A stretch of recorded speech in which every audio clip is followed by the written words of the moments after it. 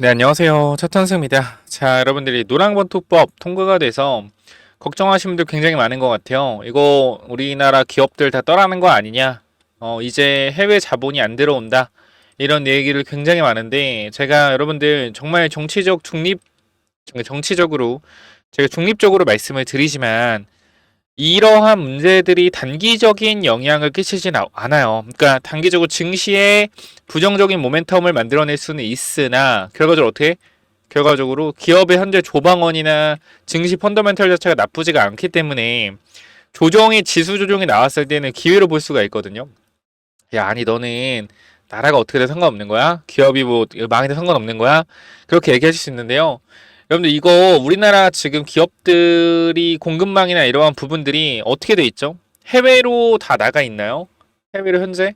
아니에요. 해외 진출한 기업들도 많지만 결과적으로 국내에 거점을 두고 물건을 만드는 회사들도 굉장히 많아요. 그렇기 때문에 단기적으로 이게 통과돼서 큰 위기다라는 부분들이 저희가 동의를 못하는 거 아니다. 이게 정치적인 문제가 아니라고 제가 분명히 그러니까 이 문제들이 지금 제가 정치적인 중립으로 말씀드린 이유가 뭐냐면 민주당 쪽에서도 뭐 노예계약 이런 내용이 나왔잖아요. 그죠? 제가 뭐라고 노예계약? 이거 아니다. 노예계약.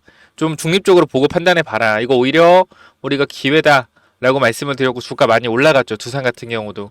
그 노란봉투법 때문에 다 팔고 떠나야 된다. 이런 내용들도 나오는데 결과적으로 여러분들 하나만 기억을 하세요. 하나만 기억을 하세요. 진짜로 내가 정치적인 중립적으로 보게 된다라고 했을 땐 이게 중장기적으로는 영향을 미칠 수 있을 것 같긴 해요. 근데 이 단기적인 영향은 크게 없어요. 이게 뭐 된다고 하더라도. 그러니까 우리가 미래를 걱정하고 그런 걸 잘 알아요. 근데 뭐 당장 주식 다 팔고 떠나야 된다 이런 얘기하는 것 자체가 여러분들한테 도움이 하나도 안 되는 내용이에요. 왜? 여러분 주식시장 당장 떠날 거 아니잖아요. 그죠? 그러니까 하나만 물어볼게요. 주식 지금 다 팔고 떠날 거예요? 그게 아니라고 하면 통과가 됐잖아요. 그러면 아 통과가 됐네. 앞으로는 내가 주식하는 데 있어서 조금 나중을 생각했을 때 조심을 해봐야겠구나. 이런 판단을 할 수 있겠지. 나중에 미래에 대해서는 단기적으로는 아무 영향이 없을 거란 말이에요. 오히려 지금 지수가 고가 놀이하고 있는 상황에서의 조정은 기회야겠죠. 그리고 금요일 미국 시장도 좋게 끝났잖아요. 금리 인하에 대한 기대감으로. 그죠? 그러니까 이러한 부분들이 우리나라 성장주에 대한 부분들이 어떻게 다시 한번 상승이 나올 수 있는 국면에서 이것 때문에 다 팔고 떠난다고 해서 매도하면 누구 손해죠? 여러분들 손해예요. 현재는.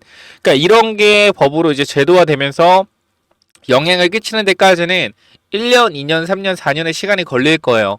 그리고 그 부분들에 있어서 미래에 정말로 악영향을 끼치는 모습들이 보인다라고 하면 그때 대응하면 돼요, 여러분들. 그러니까 지금 당장 정치적인 문제에 대해서 여러분들은 중립적인 입장을 생각하시는 게 좋고요. 물론 1번, 2번, 좌우, 파란색, 빨간색 찍으신 분들, 네, 알아요, 저도. 다 자기네 견해가 있는 거. 근데 여러분 돈을 벌려고 주식을 하는 거잖아요. 그죠? 그럼 정치적으로 이 사람들이 이렇게 하는 거에 대해서 아, 이거 이렇게 이용하는구나. 이거 이용하는구나. 이런 식으로 생각을 해보실 필요도 있어요, 분명히. 저는 이 법이 통과돼서 잘 됐다, 안 됐다, 이걸 떠나서 여러분들이 큰 걱정하지 말라는 거예요, 단기적으로는. 그래서 이 부분들, 두산도 마찬가지. 이거 노란봉투법 때문에 증시 망가질 거다라는 또 뉴스에서 뭐요? 얘기 나오고 있죠. 그럼 뭐야 이거 오히려 기회일 수 있는 거예요. 증시 조정 시에 투매 물량이 나올 거 아니야. 투매 물량이 나오면 이걸 받아먹는 자들이 분명히 존재할 거예요. 단기적으로. 걔네들만 또 돈 버는 거 아닐까? 그죠? 그 오히려 매물대에 있는 개미들 털어주는 효과도 있고 원전 관련된 부분도 마찬가지예요. 이 한수원 관련돼서 뭐라 그래요? SMR 관련된 뭐 예를 들어 웨스팅하우스와의 이런 논의가 무산되었다. 이런 얘기가 나와요. 지금 구간에서. 근데 여러분 잘 생각해봐요. 두산이 있잖아. 두산이 원천 기술을 가지고 있는 회사예요. 아니요. 기자재 담당해서 공급한 회사잖아요. 웨스팅하우스가 나고 한수원이 되건 상관이 없이 그냥 뭐요? 얘는 다 이득을 볼 수 있는 구조잖아요. 그렇기 때문에 두산은 한전 기술도 영향은 있을 수는 있겠으나 결과적으로 미국과 협력을 한다라고 하면 전 세계적으로 뭐요? 전 세계적으로 진출할 수 있는 기회를 또 얻는 거예요. 그러니까 우리가 항상 저는 그렇게 생각해요. 저도 정말 부정적인 생각할 때가 많고요. 많은데 긍정적으로 생각하는 게 좋더라고. 특히 제가 정확히 말씀드릴게요. 적자 기업, 작전주, 세력주 이러한 부분들, 그죠? 시총이 낮은 소형주 중소형주 이러한 부분들은 긍정적이게 생각을 하면 안 돼요. 최대한 어떻게? 최대한 보수적으로 안 좋은 쪽으로 생각을 해야 된다. 그래야지 어떻게 내가 리스크에 대한 부분을 회피할 수가 있거든요. 근데 주도주고 대형주들은요 수급에 따라 움직이기 때문에 주도주는 계속적으로 우상향으로 크게 올라가죠. 그럼 우리가 주도주라고 판단되는 종목들은 조정이 나올 때마다 항상 기회라고 생각을 하셔야 돼요. 조정이 나올 때마다. 그러니까 이 주도주라는 관점 자체가 항상 조정이 나오면서 가거든요. 나올 때마다 고점 논란이 항상 있어요. 근데 이거를 이겨낼 수 있어야 돼. 근데 이걸 이겨내려면 여러분들이 부정적인 생각을 해서는 절대 이겨낼 수가 없어요. 좋게 생각을 해야 돼. 물론 고점에서 좋게 생각하다 물리면 어떡하냐라고 하겠죠. 그러니까 우리가 뭐 하는 거예요? 모멘텀에 대한 분석을 하는 거예요. 모멘텀에 대한 분석. 모멘텀이 살아있냐 죽었냐. 제가 계속 말씀드리지만 제가 두산을 여러분들한테 계속적으로 이거 왜 끌고 와야 되냐라고 하면 하나잖아요. SMR에 대한 모멘텀이 살아있다. 데이터 센터가 계속적으로 증설되면서 전력 수요에 대한 모멘텀이 살아있다. 모멘텀이 살아있는 부분에서 전력의 수요를 감당을 하려면 반드시 뭐가 필요해요? 대형 발전이 필요하다. 뭐밖에 없어요? 원전밖에 없어요. 그럼 사실상 전력 수요에 대한 부분이 끊이지 않는다. 그럼 전력기기 관련주는 계속적으로 뭐요? 모멘텀 플레이로 봤을 때는 계속 갈 수밖에 없는 거야. 근데 이 모멘텀이 언제 끝나는 거냐라고 했을 때 하나겠죠. 미국 빅테크들의 AI 관련된 실적들이 꺾이거나 데이터 센터에 대한 투자가 꺾일 때 그럼 뭐요? 모멘텀이 꺾일 수 있겠구나 판단을 해야 되는데 우리가 직접적으로 보는 미디어들에서는 뭐예요? 데이터 센터나 AI에 대한 투자 감소가 나타나고 있지 않아요. 뭐 버블 논란이 있긴 하지만 여러분들 잘 생각해봐요. 버블을 경계하시라고 제가 말씀드리죠. 버블을 경계해라. 자, 버블을 경계하기 때문에 버블이 언제 터질지 몰라요. 이게 지금 버블이 만들어진 상태에서 더 큰 버블이 만들어질 수 있는데 이게 지금 버블이라고 해서 매도하고 나가면 이 더 큰 버블에 가만히 손만 빨고 있을 거예요? 아니잖아. 그러니까 나의 기준을 정확히 잡으세요. 내가 이 종목을 투자했을 때 마찬가지. 엔비디아나 팔란티아 마찬가지.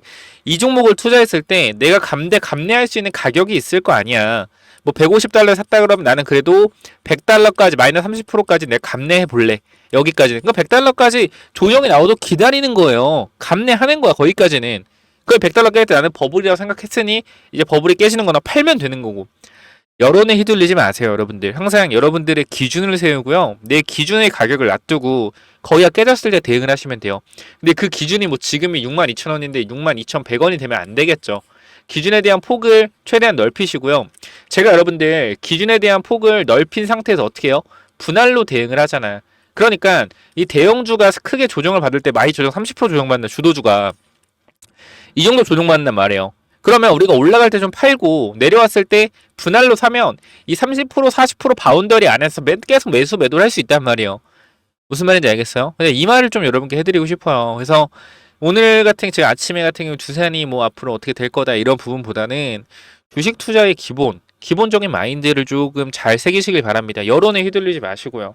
뭐 노랑보통법 어쨌다. 뭐 원전 노예계약 어쨌다. 아침에는 목이 잠기는데 어쨌건 제가 해드리고 싶은 말은요. 지금 증시는요. 강세장이 맞아요. 강세장이 맞고 약간 고점 대비 매물 차익 실현 매물들이 나오고 있는데 보시면은 여기 고점 대비해서 여기 3,300포인트 있죠. 여기 제가 여기 분명히 조심하라고 말씀드렸던 이유는 하나입니다. 뭐요? 주봉상 과거의 저항이잖아요. 이 구간 그죠? 과거의 저항이기 때문에 여기 매물 한번 흔들어주고 갈 수 있다. 근데 지금 이 주봉 자체도 이게 조정을 받는 모습은 아니에요, 여러분들. 옆으로 기잖아. 자, 우리 월봉 볼까? 월봉 매물대죠. 매물대. 매물을 받아주고 있는 모습. 이거 뭐예요? 댕댕댕. 던지는 매물을 받아주는 자리. 댕댕댕 자리죠. 옆으로 한 달, 두 달 더 기어주면 이거는 올라갈 가능성이 굉장히 높다라는 거예요. 그래서 우리 증시가 한 단계 레벨업 되는 구간으로 갈 수도 있다. 그럼 노란거봉 투탭 때문에 다 팔아야 되나요? 털린 사람들은 뭐예요? 손 놓고 하늘만 쳐다보는 거예요. 그러다 어떻게? 지금이라도 들어가겠다 하다가 물리는 거죠. 제가 누누이 말씀드렸지만 제가 보는 지금 코스피에 있는 세력들의 생각은 단기적인 악재에 대한 부분들을 최대한 노출을 시켜서 증시에 대한 차익 실험 물량들을 만들어 놓고 그 물량을 받아서 한번 쭉 땡긴 다음에 개인들이 이제 뭐요? 아, 주식 나도 해야겠다. 이렇게 쌈짓돈 들고 쓸어올 때 어떻게? 이때 무너뜨릴 거라고 말이에요. 이런 조종들을 만들어낼 거 1년 동안.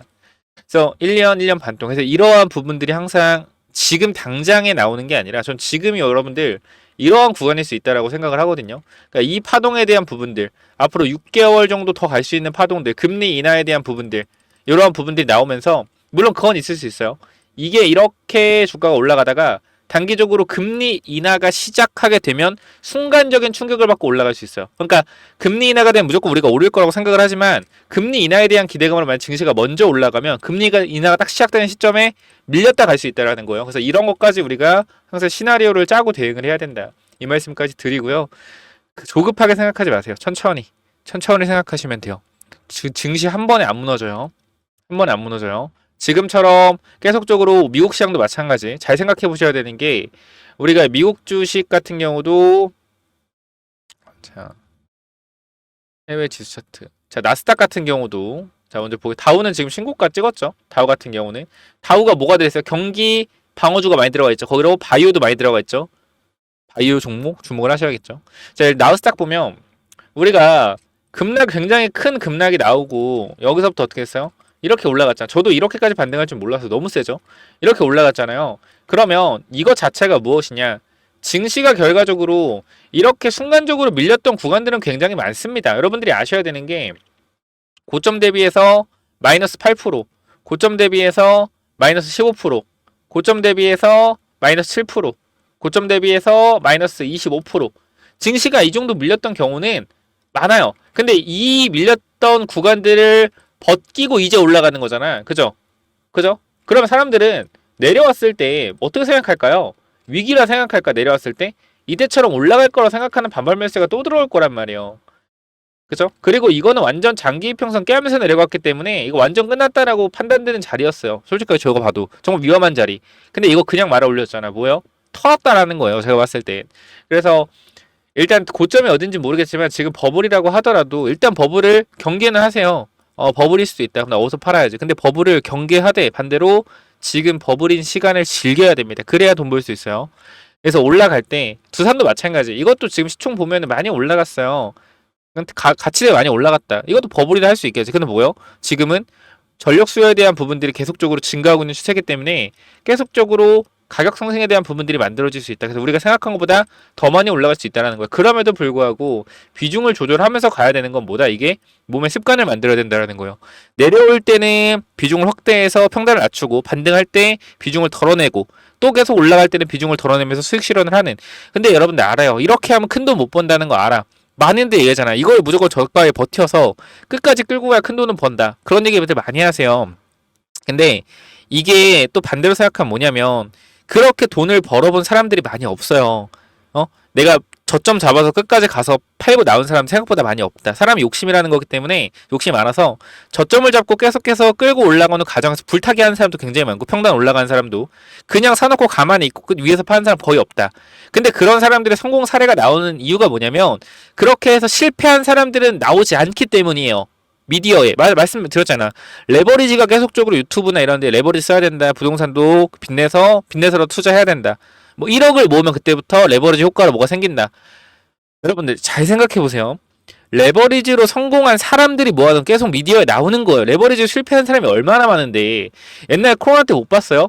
코로나 때 200억인가 300억 가지고 있는 사람이 신용 매매하는 사람인데 코로나 때 빵빵빵 밀렸잖아. 이때 뭐요? 신용으로 계속해서 한 거야. 계속 근데 반대매매 나오면서 이거 빵원 됐대. 뭐요? 레버리지의 폐해죠. 그죠? 근데 코로나 이후에 레버리지로 돈 버는 사람만 나오지 또. 이게 뭐요? 양 측면을 다 봐야 된다라는 거예요. 여러분들. 정말 그러니까 네가 하고 싶은 말이 뭐냐? 그럴 수 있는데 저는 완전 올라간다. 라는 거 관점 다시 한번 말씀드리고 단기적으로 이 구간에서 바로 안 가고 박스권 나올 수도 있어요. 근데 이때보다 우리는 다시 한번 신규 진입에 대한 부분들 잡고 비중 조절에 대한 부분들 잡아가면서 올라갈 때 수익을 챙기는 구조로 갈 거다. 이렇게 말씀드리고 마무리하도록 하고요. 텔레그램방 안 들어오신 분 있으면 꼭 들어오셔라. 라고 말씀드리고, 제가 말씀드리지만 원전에 대한 부분들, 한미정상회담에서 얼마나 원전에 대한 부분이 중요한지, 노랑봉투법 관련된 부분들이 얼마나 중요한지, 이러한 부분들 다 말씀을 드리고 있습니다. 그렇기 때문에 여러분들 하나만 기억하세요. 주식은요, 누가 대신해 주는 거 아니에요. 제가 여러분들한테 분석을 해드리는 것 자체도 제 의견을 어느 정도 말씀드리면서 참고하시라고 하는 거지, 나랑 똑같이 따라하라고 하는 거 아니에요. 제가 51,600원짜리 두산 하락할 때 이 구간에서도 우리가 뭐 했어요? 물을 탔죠. 물을 잘 탔어요. 정말 물 잘 탔어요. 근데 이것도 뭐야? 이것도 제 실력도 있겠지만 운도 좋은 거예요. 항상 운도 따라줘야 된다. 주식은 아무리 실력만 좋다고 해서 수익을 낼 수가 없어요. 운도 따라줘야 돼. 어쩔 수 없어. 두산 같은 경우도 우리가 51,600원, 그죠?